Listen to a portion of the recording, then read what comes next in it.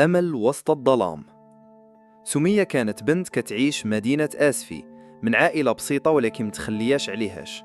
الأب خدام بناء والأم كتخدم شوية ديال الكروشي في الدار وكتبيع في الحي باش تعاون. سمية كانت دايما متفوقة في قرايتها، كتحلم تكون عندها وظيفة مستقرة كتشد فيها راسها وتعاون والديها وتخرجهم من الفقر شوية بشوية. خدمات كاع جهودها باش تقرا في معهد خاص ديال التسويق وخدات الدبلوم، ولكن مع البطالة والظروف الصعيبة ما كانش كتلقى حتى ستاج بسهولة. دازت شهور وهي كتصيفط سيفيات هنا وهنا، تخرج من دارها مع 8 وترجع حتى العشية، غير كتدور على شركات ومعارض ديال التوظيف، ولكن دايما كتسمع الجملة المعروفة: غادي نتصلوا بك. وما كاين والو. كل نهار كيتزاد عليها الضغط النفسي، خصوصا ملي كتسمع أمها كتقول: بنتي قريتي باش تعاوني راسك، واش غتبقاي هكا؟ كانت كتخاف من المستقبل، كتقول مع راسها: واش غادي نبقى بلا خدمة؟ واش الدبلوم ديالي غير ورقة؟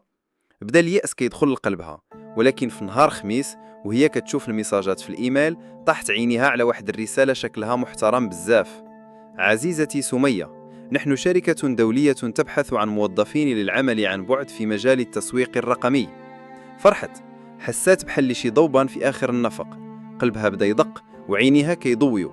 كان العرض واضح والخدمة من الدار، مرتب محترم، وحتى مرفقين مع الرسالة رابط ديال موقع إلكتروني باين فيه احترافية وفيه حتى صور ديال المكتب وشهادات من الموظفين. الخدمة اللي كتجي حتى لعندك. سمية ما ضيعاتش الوقت، جاوباتهم وصيفطوا ليها نهار تاني رابط باش تدير مقابلة مباشرة على زوم. في الموعد تلقات مع راجل لابس كوستيم، وجهه مبتسم، كيهضر بالفرنسية والإنجليزية، سميتو أستاذ كريم. قال لها: احنا شركة فرنسية عندها فرع في المغرب، وكنقلبوا على طاقات شابة بحالك، خصوصا اللي عندهم دبلومات وكيبانوا عندهم الجدية. داز الانترفيو بطريقة احترافية، سولوها على تجربتها، عطاوها سيناريوهات وحتى اقترحات أفكار زوينة، خلاو الانترفيو يدوز مزيان. في الأخر قال لها بالحرف: انتي مؤهلة وغادي تبداي معنا من الأسبوع الجاي إن شاء الله. بقات حرحانة، تصنطات في الهاتف ديالها، قلبها طاير ومشى في خيالها بعيد كيفاش غادي تشري لأمها طويب جديد، تعاون الأب، وتحس راسها مرة الأولى مستقلة. وصيفطوا لها عقد إلكتروني موقع وفيه الراتب وساعات العمل وحتى المدة التجريبية. ولكن باش تبدأ خاصها تصيفط لهم نسخة من بطاقة التعريف، شهادة العنوان، RIB ديال البنك، صورة شخصية رسمية، وحتى صيفطوا لها نموذج باش تكتب فيه معلوماتها البنكية والمهنية، وعندها حق تأمين صحي. هي ما شكاتش، قالت مع راسها: أي شركة كتطلب هادشي، وهاد الناس باينين محترفين بزاف. وبالفعل جمعات الأوراق وصيفطاتهم. من بعد واحد السيمانة كل شيء تقلب فجأة. جاتها مكالمة من بنك كيسولوها على قرض خدات باسمها، وقال لها الموظف: راه تأخرتي في الدفع وغادي نرسلوا الإنذار. هي تصدمات وقالت ليه: أنا عمري خديت شي قرض عندكم. ما سالاش نهار حتى بداو كيتوصلوا ميساجات لعائلتها لصحابها كيقولوا لهم بأن سمية كتسلف الفلوس وما كترجعهمش، وأنها كتحول مبالغ مشبوهة من حسابها البنكي. حتى جاها استدعاء من طرف الشرطة السيبرانية، قالوا لها بأن الاسم ديالها مربوط بحسابات وهمية كتنصب على الناس وكيستعملوها في عمليات تبييض الأموال. لما داروا التحريات لقاو باللي الوثائق اللي صيفطات تم استعمالها باش يتفتحوا حسابات بنكية باسمها، وداروا بها كريديات إلكترونية وحتى تسجيل في مواقع النصب كأنها البائعة الرسمية.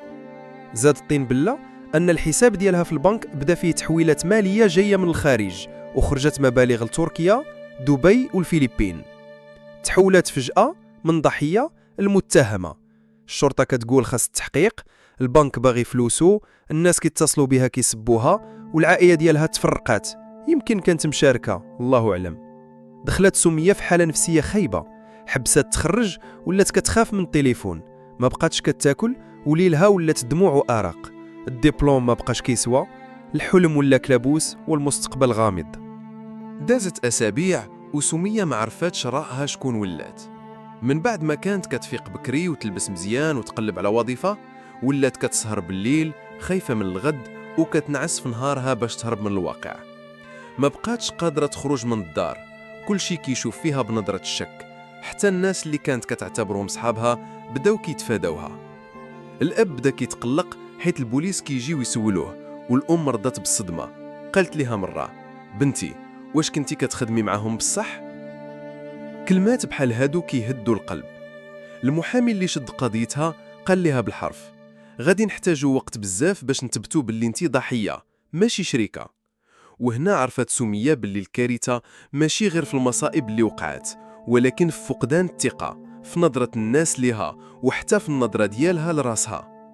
الكونت ديالها البنكي تسد، سحبوا فيه شبهة، مستقبلها المهني تقطع حيت عندها قضايا مفتوحة، وكل مرة كتمشي للمحكمة وكترجع خاوية اليدين.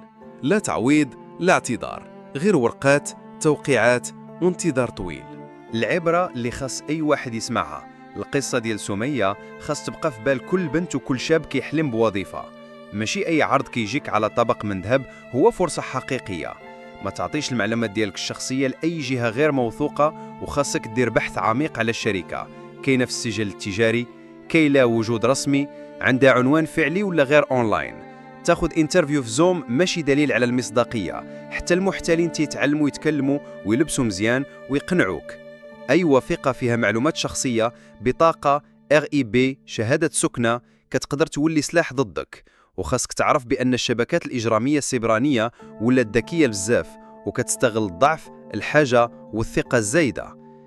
خاتمة موجعة ولكن ضرورية. سمية اليوم ماشي هي سمية ديال البارح. حتى لو برأها القضاء من التهم، فالمجتمع حكم عليها بلا محاكمة.